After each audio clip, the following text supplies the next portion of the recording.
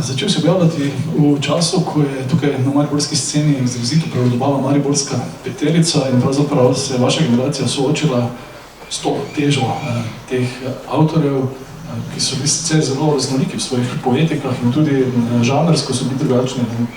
Jančar, specialist za romane, Bevar za poezijo, Partlič za predvsem dramatiko, Marjan Kramberger za esejistiko, literarno kritiko in pa France Forstneric za poezijo.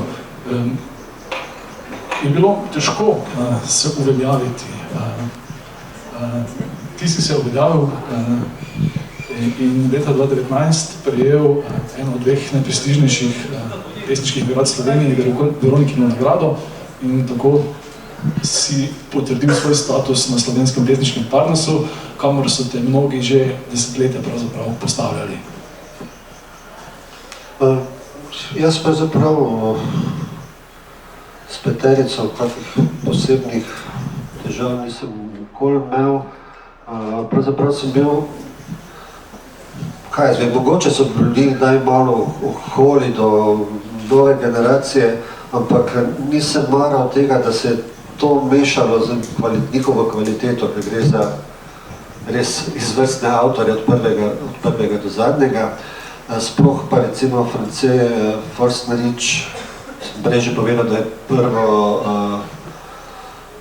recenzijo napisal za mojo knjigo, potem, ker pač delam v časopisni čitalnici, sem nekoč naletel na članek, ker je mene Lidijo, mislim, da tudi Janju Vidmar, nismo še imeli niti nobene knjige, označil, da še z nas mogoče pa nekaj bo, ne, tako da se pravim,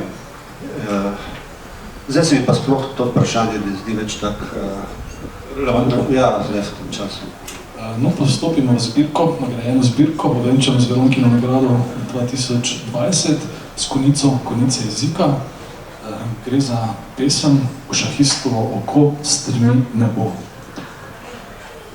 To, da se bo kralj že v naslednji potezi znašel v brezizhodnem položaju oziroma na šahovskem polju smrtonosnega presečišča vertikal in horizontal, ki jih, kot je tudi sicer navada v dolgih epskih pesnitvah, zaradi preglednosti in berljivosti označujejo številke in črke, je posledica usodnega sosledja, dobro premišljenih korakov zmagovalca in na prvi pogled povsem zanemerljivih, izsiljenih ali neizsiljenih napak poraženca. Je matematično izračunljiv rezultat enciklopedičnega poznavanja teorije, preigrava neskončnega števila taktičnih variant, nevsakdanje moči koncentracije, nadpovprečne nadarjenosti ali celo genialnosti in z njo povezane prikrivajoče možganske kombinatorike, ki iz čiste logike kdaj preide metaforiko in šahovsko partijo spremeni v poezijo.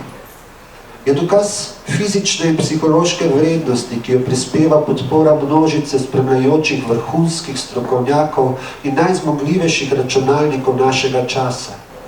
Je zmnožek korelacij z vsemi ostalimi figurami na šahovnici, črnimi in belimi, aktivnimi in pasivnimi, s figurami specifičnih značajev, ki stopajo v igro z različnih startnih pozicij, pri tem pa vsaka od njih zahteva zase 100% pozornost in svojo nevidno prezenco ter fizično močjo aktivno ali pasivno vpliva na potek igre. Kraljeva mrtvo-uda pozicija je pravzaprav druga stran aktivnega razmerja figur na šahovnici in zunaj, skrajno napetega dramaturškega loka drame, komedije ali tragedije tisočerih dramatikov, dramaturgov, režiserjev, igralcev in šepetalcev, živih, mrtvih, še nerojenih in nikoli rojenih, sistematične zmede, presunljive lepote in nečloveške krutosti celotnega planeta.